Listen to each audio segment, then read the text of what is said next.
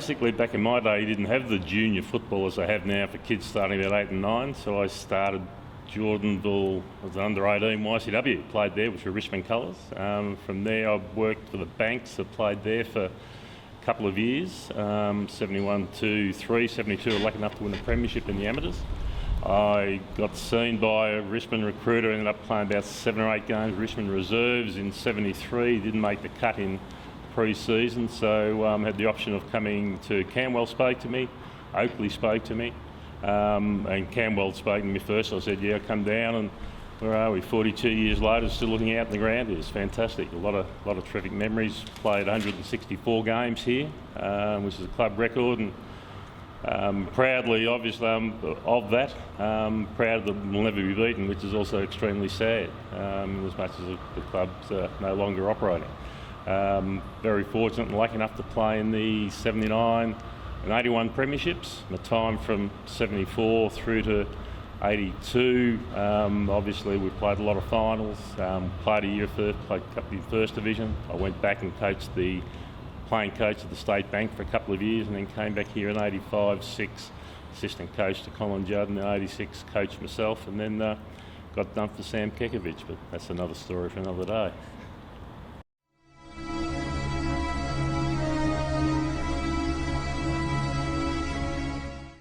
As a footballer, I suppose it was reasonably reliable. I would guess marking was probably my greatest attribute. Pace wasn't really slow, but almost ran out of sight in the fog of training one night, but didn't quite make it.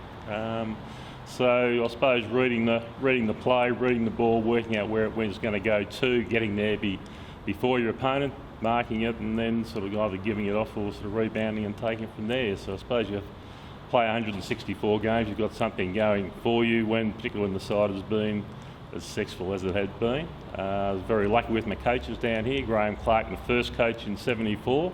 I'd played the big boom recruit from Richmond. I'd played the 4 worst games you could possibly imagine playing across half back. But he just said, look, you're trying too hard, relax, take it easy, and things went from there. Mike Bowden, Ray Smith, Graham Phillips, Raj, have had some terrific coaches. They all bring something different. They all see something different in you. The point Robbie McPhee made earlier about with Ray Smith and the visualisation, which was the boys got up to a lot of pranks when we were lying on the floor, setting alarm clocks and all sorts of things. But it's something actually still used today, 42 odd years later, 40 something years later, when you're out on the golf course or you're just doing things or whatever it happens to be, you just sort of think, well, how can I do this? How do I go about it? And it seems to work.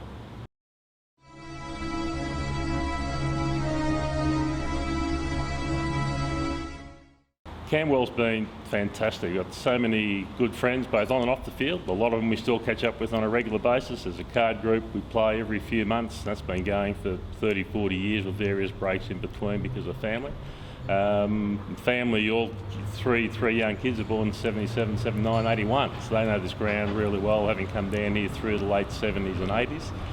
They also get to see some of the highlights of your Port Melbournes and Yarraville's and that, where kids in there 1, 3, 5, being spat out and abused by grandmothers and parents and kids, which my wife found very amusing to say the least. In 1980, when we were first year up in first division, but that was just the nature of footy and VFA footy. It was tough, it was hard.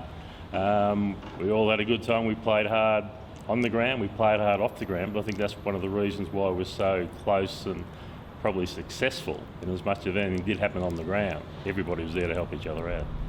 Just on, in the good years, I mentioned sort of off-field support. We had some terrific presidents, Ronnie Peck and Johnny Reiner in particular. There are others there who put their heart and soul into it as well, but they were both businessmen. So they knew how to run a business. They were involved in successful businesses themselves, and they made sure they got the necessary people and support around to make sure the club was successful. And that's basically where any successful body, whether it be a sporting club, whether it be a business, whether it be whatever, I guess, you got the right field behind it on your board, so to speak, you're going to be successful. And Ron and John in particular were just outstanding. One of the other proudest moments of my time down here was when I was awarded life membership in 1981. those sorts of honours aren't given out lightly, and for recognition at the time is just tremendous. It's something I'll always cherish.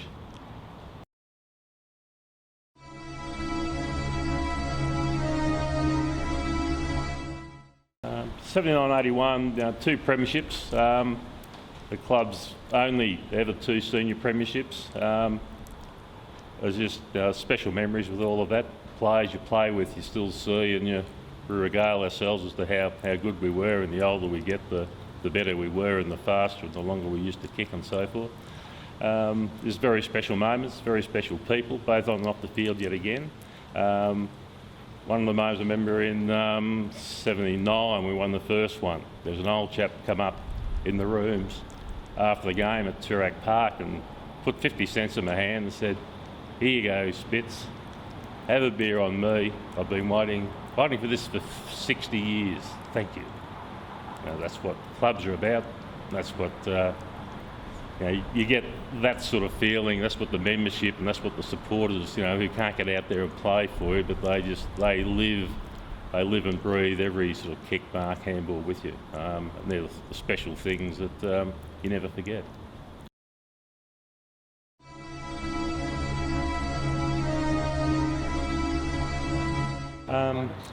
Better players, without doubt.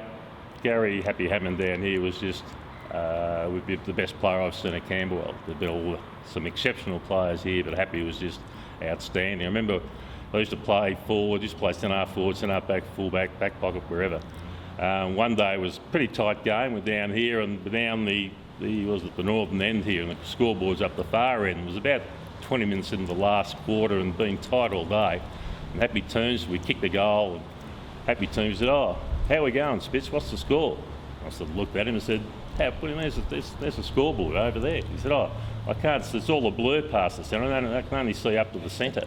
And I was chatting to him after the game. He had to wear glasses and didn't like wearing them. He used to get a fair bit of punishment out on the ground. So he'd just go out with his blurs. So, to kick 100 plus goals year after year after year, and you had to wait till the ball got past the settle line and work out what was going on, says something pretty special about it.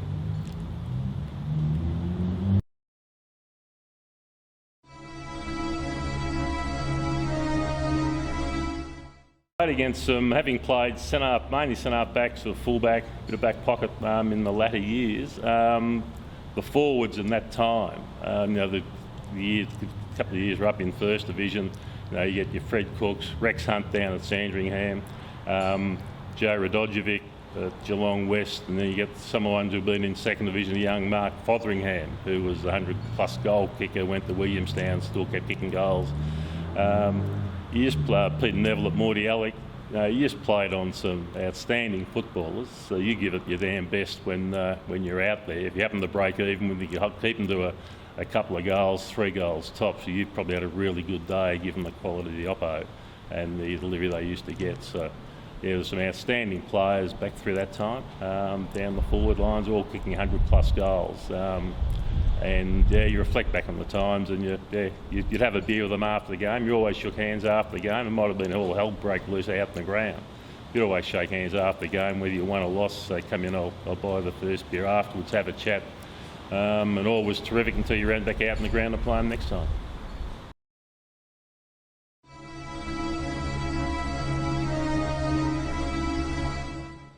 One very special, memorable moment. We were 77, would have been the 24th of April, because my daughter was born in the wee hours of the 25th of April, being Anzac Day, and we're playing Yarraville here. We're both unbeaten, I think, from memory. At that stage, huge crowd here playing Yarraville. David Thorpe was captain coach or playing coach of Yarraville, and my young Mark Fotheringham had some very good players playing from that stage. And about to leave home, come down for the team meeting, and my wife Mary, I love dearly and still do, we're all together. Said, "Oh, my waters are broken, I need to go to the hospital." I've gone, "Oh, well, that's interesting." So we've rung, driving along, we've rung my sister. She's come down to mum and dad's, she's picked my wife up, taken her in the hospital while I've come down, played footy. I kept getting regular updates on a quarter-by-quarter basis at all the breaks, that Mary's still fine, the baby hasn't arrived yet, you'll be right. As a team, it was a fantastic day because we beat Yarraville to go to the top of the ladder. I played centre forward and somehow kicked 5 goals. It was one of my better games, so that was good. And then obviously gone in about 2.5 hours later. Mandy sort of popped out, and in the early hours about 12:30 on Anzac Day morning. So yeah, it holds a very special moment. I'm not quite sure of Mary's version of all that being, and not sure if it's politically correct these days of not going to the hospital, but back in these days you had a commitment to playing with your club and your mates. Well, that's basically what you did. Fantastic.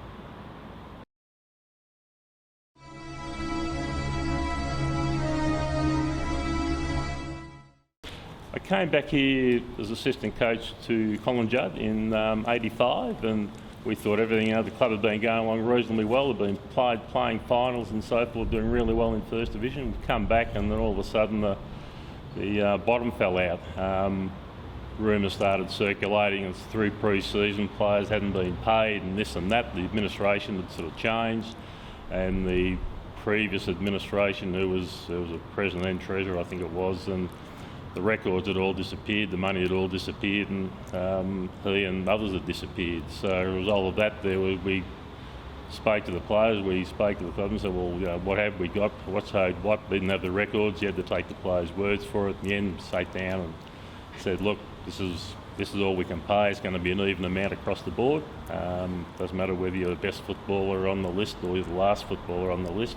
You're going to get paid the same amount, which isn't going to be very much. It's about 5-10 cents in the dollar, I think. But a lot we gave. The others said, on open clearance, we understand, we'll let you go.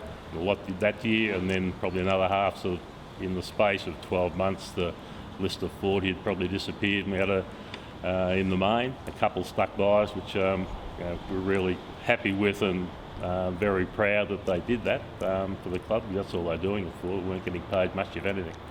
But it was just really hard times, and that was the start of the decline, which basically goes back to when any club, I think, is as strong as its administration. And once you don't have that professionalism and the people who know what they're doing and the wherewithal of running a club and getting the sponsorship and the funds to run it, makes it very difficult, and some people will leave, and you're on a downward spiral, and very sadly it's probably one of the saddest things is that the club doesn't exist anymore. You can't go down to the reunions once a year or go down and support on a regular basis during the year, which you'd love to do because you put your heart and soul into it, and you've got your bloods lying out there on the ground as a result of all the games you've played. So it's just it's extremely sad and very, very disappointing.